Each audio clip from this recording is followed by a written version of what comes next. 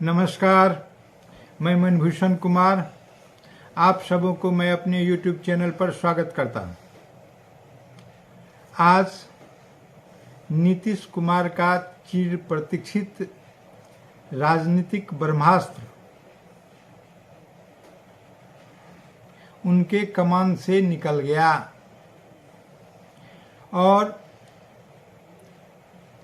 आज महात्मा गांधी के जन्म दिवस के अवसर पर उन्होंने जातीय जनगणना बल्कि जातीय गणना को पब्लिश कर दिया। इससे किस जाति का कितना जनाधार है, कितना संख्या है, इसकी जानकारी पब्लिक डोमेन में आ रही है। नीतीश कुमार बड़ी चालाकी से इस जनगणना का डाटा एकत्रीकरण के लिए जो तकनीक अपनाया था वह चातुरी भरा था, लेकिन उससे पहले यह स्थिति जातीय जनगणना का आजादी के 75 वर्ष बाद का है।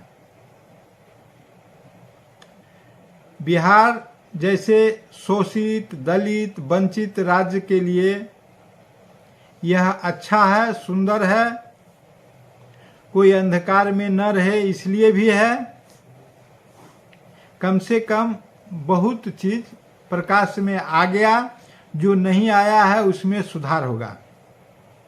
पहले हम यह देखें कि भारत के आज़ादी के पश्चात बिहार में जो 75 वर्ष का राजनीतिक इतिहास रहा है, इसमें 42 वर्ष पिछड़ी जाति के मुख्यमंत्री ने कार्य किया है। यह सिर्फ आज की बात नहीं है कि लालू प्रसाद यादव पति पत्नी 15 वर्ष और फिर लालू प्रसाद के छोटे भाई लगभग 20 वर्ष, थोड़ा दिन उसमें मांझी जी को भी, जीतन राम मांझी को भी अवसर मिल गया। उनके भाग्य से शिखर टूट गया, उनको भी कुछ दिन मुख्यमंत्रित्व का सपना पूरा हुआ। हम देखेंगे कि पिछड़ी जाति जो कि कोयरी जाति से आते थे, सतीश प्रसाद सिंह पहला मुख्यमंत्री पिछड़ी जाति का था। बिंदेश्वर मंडल थे, इसके बाद भोला पासवान शास्त्री बने, फिर दरोगा राय बने हैं, फिर 1970 में कर्पूरी ठाकुर बने हैं, फिर भोला पासवान शास्त्री कर्पूरी ठाकुर के बाद बने हैं, फिर कर्पूरी ठाकुर जी 1970 में जनता पार्टी की सरकार में मुख्यमंत्री बने हैं। इसके बाद जब कर्पूरी ठाकुर हट गए तो दलित समाज से रामसुंदर दास को 21 अप्रैल 1979 को मुख्यमंत्री बनाया गया। इसके बाद 10 मार्च 1990 को लालू प्रसाद यादव मुख्यमंत्री बने। राबड़ी देवी 25 जुलाई 1997 से 2 मार्च 2005 तक मुख्यमंत्री के रूप में कार्य किए हैं। नीतीश कुमार 2005 से मई 2014 तक किए। इसी बीच में जीतन राम मांझी के भाग्य से शिखर टूट गया और 20 मई 2014 से 22 फरवरी 2015 तक जीतन राम मांझी जी बिहार के मुख्यमंत्री के रूप में दायित्व का निर्वहन किया। और फिर जो है सो नीतीश कुमार जी ने उनको हटा के खुद गद्दी पर आसीन हो गए, जो अभी वर्तमान तक भी वो कार्यरत हैं। यह बात अलग है कि कभी वो भाजपा के साथ रहे हैं तो कभी जो है सो अपने बड़े भाई के साथ रहे हैं। दल बदल किया, लेकिन मुख्यमंत्री का पद किसी दूसरे को नहीं गया। यह उनका बहुत ही स्वाभाविक गुण है कि सत्ता के शीर्ष पर बैठे रहना और सत्ता का संचालन करना और दोनों घटक का गुण का आचरण करना। क्योंकि जब वो भाजपा के साथ रहते हैं तो उनका पूरा गुण वो जानते हैं कि उनकी राजनीतिक शैली क्या है, और फिर बड़े भाई को तो क्या कहना, जब बड़े भाई हैं बड़े भाई तो छोटे भाई जो है सो सुहान अल्लाह होते हैं। इस प्रकार से लगभग 42 वर्ष तक जो है सो बिहार की राजनीति पिछड़ी जाति के लोगों में अवस्थित रही है। और फिर इस बीच में चाचा गफूर भी जो है सो 2 जुलाई 1973 से 11 अप्रैल 1975 तक मुख्यमंत्री के रूप में अर्थात 45 वर्ष तक यह मुख्यमंत्री के रूप में कार्य हुआ है। लेकिन बड़ा सराहनीय बात है, इतना दिन मुख्यमंत्री रहने के बाद भी और लगातार लगभग 20 वर्ष पूरा करने वाले हैं नीतीश कुमार, इसके बाद भी अगर राज्य में भूखमरी, गरीबी, लाचारी, बेबसी, अशिक्षा, स्वास्थ्य पर समस्या है तो ये दोनों भाई, बड़े भाई और छोटे भाई के लिए एक प्रकार का वरदान है। यह गरीबी बनी रहे, भूखमरी बनी रहे, लाचारी बनी रहे, व्यवस्था बनी रहे और जो है शिक्षा बनी रहे, ताकि इनका सत्ता और राजकाज लगातार चलता रहे। जनता अगर शिक्षित हो जाएगा, जनता अगर चतुर हो जाएगा, जनता अगर चालाक हो जाएगा, जनता अगर बुद्धिमान हो जाएगा तो फिर वो सत्ता की तरफ झांकेगा और अपनी हिस्सेदारी मांगेगा। ये राजनीति में ये दो धुरंधर इस कदर कार्य किया कि पिछड़ी जाति के दूसरे लोगों को सत्ता न मिले और इन्हीं के एक बड़े भाई और छोटे भाई लगातार सत्ता का सुख का पान किया है। थोड़ा थोड़ा ये जो है क्या कहते हैं उपेंद्र कुशवाहा ने प्रयास किया तो किस कदर फुटबॉल के तरह उनको इधर से किक मार के उधर और उधर से किक मार के इधर जाना पड़ता है। उस किक का दर्द जो है वो उपेंद्र कुशवाहा ही जानते हैं वो क्या होता है। थोड़ा दिन जब मांझी रहे मुख्यमंत्री, उनको भी नीतीश कुमार ने फुटबॉल बना दिया है। यह स्थिति है दलित और हरिजन की। सिर्फ बुद्धिमत्ता से दोनों बन के रहे। अभी 35 वर्ष से छोटे भाई और बड़े भाई शासन चला रहे हैं। लेकिन अभी हम आएंगे जातीय जनगणना पर।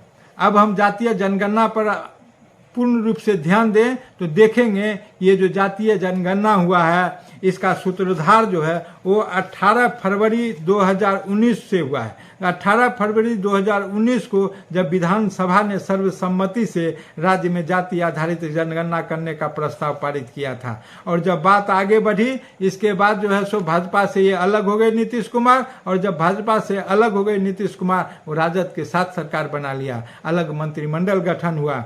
तो फिर छोटे भाई और बड़े भाई मिलके 2 जून 2022 को मंत्रिपरिषद का यह निर्णय हुआ कि बिहार में जातीय गणना कराना है। बहुत सुंदर।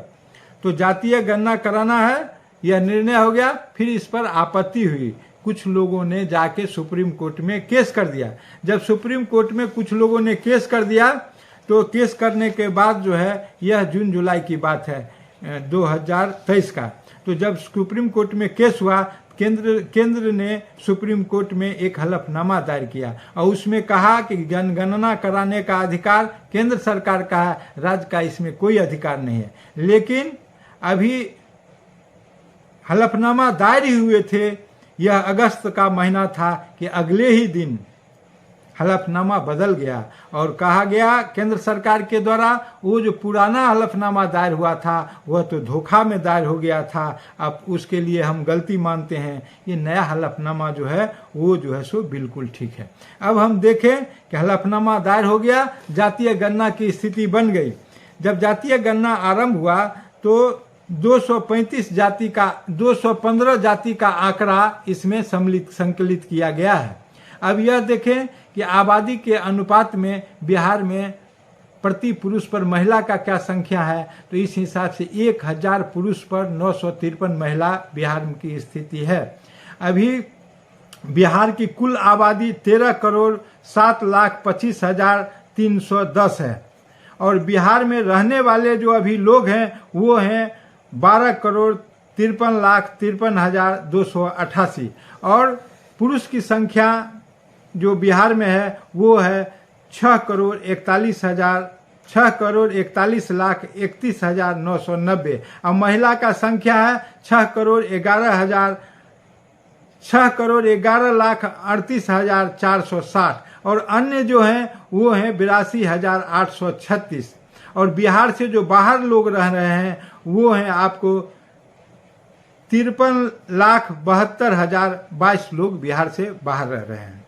ये स्थिति गणना का है जो कि अभी जो रिपोर्ट आज पब्लिश हुआ है उसके हिसाब से है। अब यह देखिए कि इसमें पिछड़ा वर्ग कितना है। पिछड़ा वर्ग की भागीदारी जो है वो 27% 27.12% है। ओबीसी 36.01% है। अनुसूचित जाति 19.65% है। अनुसूचित जनजाति 1.68% है। सामान्य जाति 15.52% है। ये तो हो गया गणना का प्रतिशत। अब देखें इसमें हिंदू कितना है, तो हिंदू जो है वो है 82%। इसके बाद सबसे बड़ा जो धर्म के आधार पर है वो है मुसलमान, मुस्लिम है 17.7%। इसके बाद तीसरे पोजीशन में जो है वो बौद्ध हैं, चूँकि बौद्ध यहाँ गया में बहुत अधिक लोग रहते हैं, इस हिसाब से बौद्ध का संख्या जो बिहार में है वो है 0.08%। इसके बाद ईसाई की संख्या है, ईसाई की संख्या है 0.05%। सिख की संख्या है 0.01%। यह जो है वो धर्म के आधार पर इसकी जनसंख्या है।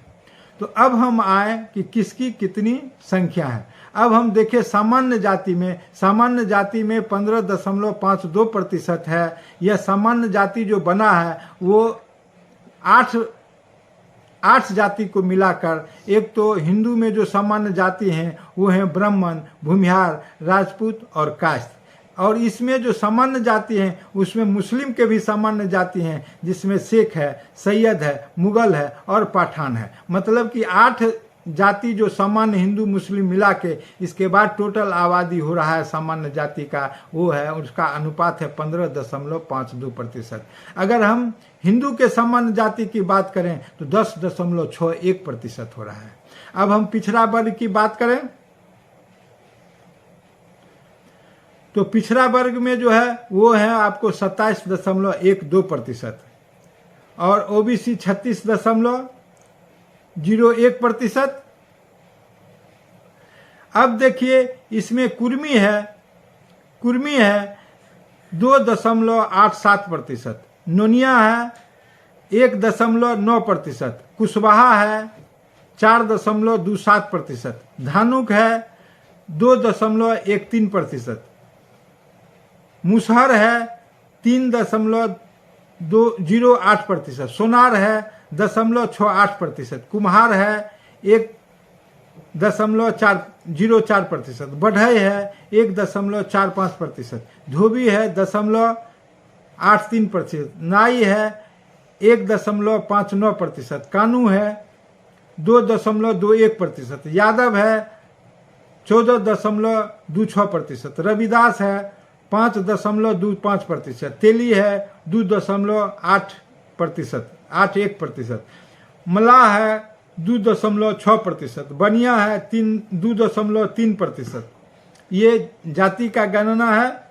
और फिर आप देखें अनुसूचित जाति हो गया 19.65%, अनुसूचित जनजाति हो गया आपका 1% ये जातीय जनगणना का प्रतिशत है, जिसको समझना नित्यांत आवश्यक। अब हम यह देखें कि आबादी कितनी है। जिस प्रकार से बिहार की कुल आबादी 13,07,25,310 है, वहीं पिछड़ा जाति की आबादी जो है वो है 3,54,63,936 और अन्य पिछड़ा जाति की आबादी है वो है 4,70,80,514। अनुसूचित जनजाति की आबादी है वो है 2,56,89,820 और जनजाति जो है वो है 21,99,361 और जो अनारक्षित हैं वो हैं 2,02,91,679।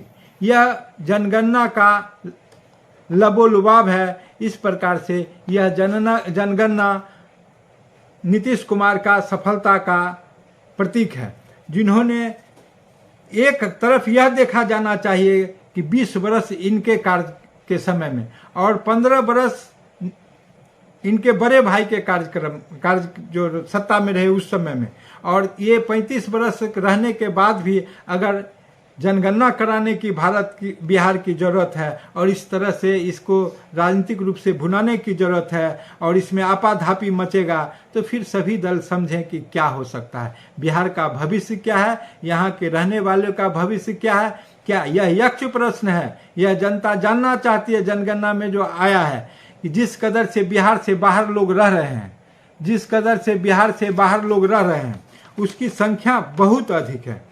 वो आदमी अभी भी 53,72,000 और 22 आदमी बिहार से जो जनगणना बता रहा है जो कि अधूरा है, और अधूरा जनगणना यह बता रहा है कि इतने लोग बिहार से बाहर मजदूरी करने के लिए रह रहे हैं और एक फौज बाहर जाता है। यह इस सरकार की उपलब्धि गिनिएगा या इस सरकार के जो है सो सूरत बिगाड़ने वाला स्थिति गिनिएगा। इसमें कोई ये नहीं है कि जनता दल है और जेडीयू है और राजद है, और इसमें सभी हमाम में नंगे हैं। जिस कदर भाजपा ने भी इनके साथ मिलकर सत्ता का शोषण किया, दोहन किया, वह किसी से कम नहीं है। इसके लिए जितना दोषी नीतीश कुमार हैं उतना ही दोषी भाजपा है, क्योंकि दोनों ने मिलकर बिहार को सब मिल के तहस नहस करने का काम किया है। बिहार की जनता को किसी ने खैर नहीं लेने का काम नहीं किया है। बिहार के उत्थान के विचार नहीं करते हुए किस प्रकार अपनी सत्ता बचे और हम सत्ता में बने रहे, इसके लिए दिन रात लोग प्रयत्न करते रहते हैं। अगर यह पता चल जाए कि सत्ता डोल रही है तो रात में नींद नहीं आती है, चैन खो जाती है। यह स्थिति बिहार में सत्ताधारियों का है। समस्त तिक्रम सत्ता में बने रहने के लिए है। अगर यह वीडियो आपको पसंद आया हो तो इसे सब्सक्राइब करें और बेल आइकन दबाने का काम करें।